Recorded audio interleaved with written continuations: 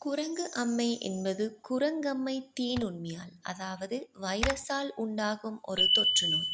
இந்நோய் மாந்தர்களையும் சில விலங்குகளையும் தாக்குகின்றது. இதற்கான நோய் அறிகுறிகள் காய்ச்சல், தலைவலி, உடலில் தசைவலி, நெறிக்கட்டுதல், களைப்பாக உணர்தல் போன்றவையாகும்.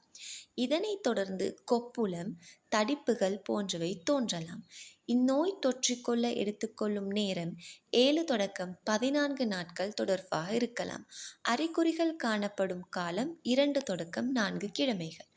விலங்குகளின் கடியாலோ விலங்கின் கீறலாலோ காட்டில் வேட்டையாடிய விலங்கின் இறைச்சியை கையாள்வதாலோ நோயுற்றவரோடு நெருங்கிய தொடர்பாலோ குரங்கம்மை நோய் உண்டாகின்றது.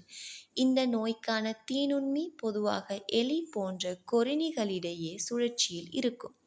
நோயை அறிந்து கொள்ள நோயுற்றவர் உடலில் சிறு வெட்டின் மூலம் தீநுண்மி உள்ளதை அதன் மரபணு சரத்தில் இருந்து கண்டு கொள்ளலாம்.